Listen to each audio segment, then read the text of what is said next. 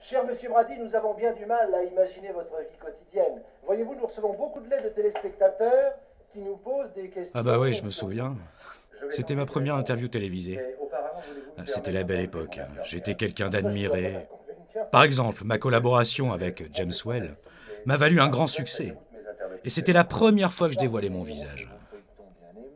Il en est qui sont arrivés à la télévision française. Ah bah tenez, je vais vous montrer. C'est le cas, par exemple, Ça, de l'homme invisible. c'est un monument en Russie à mon nom. Vous pouvez voir, il s'agit des empreintes de mes pieds, comme on peut en trouver sur Hollywood Boulevard. Eh bien, cet homme invisible, Son travail a vraiment évolué au fil des années. Il a été acteur, danseur, modèle photo. Mais c'est dans les années 30, lorsque mon grand-père travaillait à ses côtés, qu'il a été propulsé au sommet de sa gloire. Pour l'avant-première du film de James Whale, il avait dû lui préparer de nombreuses interviews, des séances de dédicaces. Il était très admiré, et parfois même courtisé. Donc votre célébrité n'est pas due à la nouvelle de George Wells? Non mais Wells...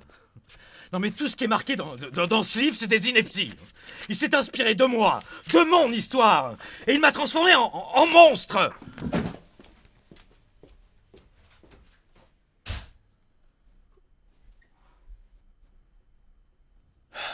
Excusez-moi.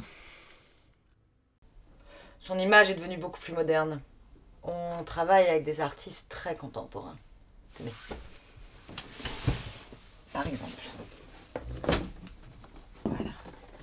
Là, il s'agit d'une collaboration récente avec un photographe espagnol, Paul Ubeda Hervas, qui souhaitait travailler sur l'invisible au sens propre.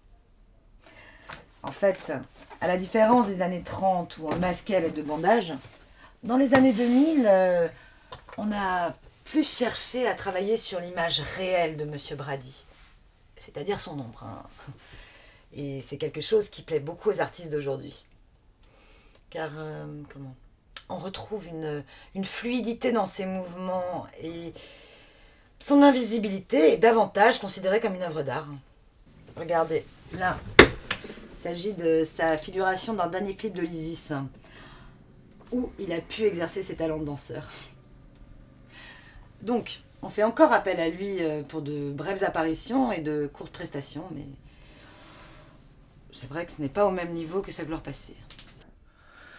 Au départ, c'était excitant de voir à quel point les gens étaient fascinés par ce que je suis.